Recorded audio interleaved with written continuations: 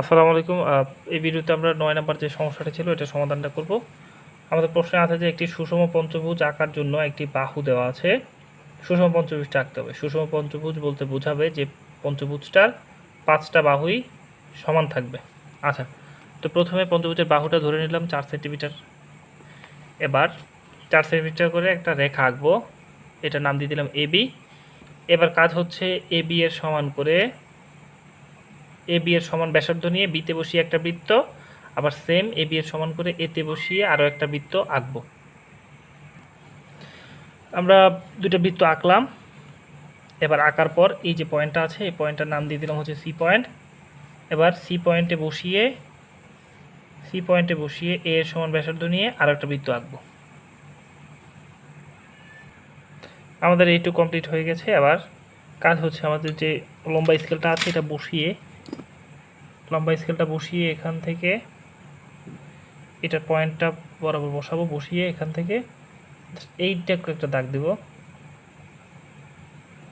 এবার এটার দাগ নাম দিয়ে দিলাম ও, এটার নাম দিয়ে দিলাম এফ। এবার কাজ হচ্ছে এই বিন্দুটা আর এই বিন্দুটা বরাবর স্কেলটা ধরে সোজা যোগ করে সামনের দিকে এক্সটেন্ড করে দেব। আবার সেম এই বিন্দুটা এবং এই বিন্দুটা যোগ করে সামনের দিকে এক্সটেন্ড করে দেব।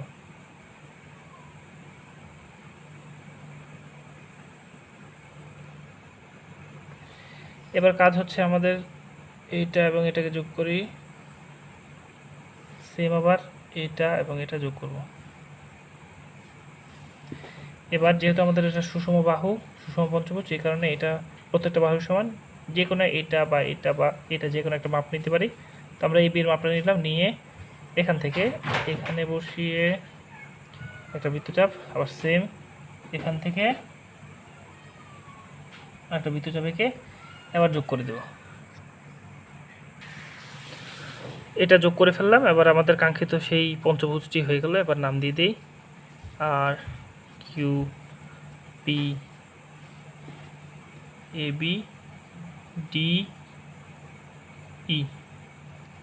তাহলে আমাদের কাঙ্ক্ষিত পঞ্চভুজটি হয়ে গেল। আমরা এটা 3টা পদ্ধতিতে করা যাবে। তো আমি এই ভিডিওতে মেথড 1টা মানে প্রথম যে পদ্ধতিটা ওটা দেখালাম। ধন্যবাদ সবাইকে। চিত্রটা আঁকা হয়ে গেলে চিত্র শেষে দিয়ে লিখবা ABPRQ, মানে ABPRQ is the required pentagon. আর বাংলা ভাষা লিখবা ABPRQ ই উদ্দিষ্ট পঞ্চভুজ বা উদ্দিষ্ট সুষম পঞ্চভুজ। ধন্যবাদ সবাইকে।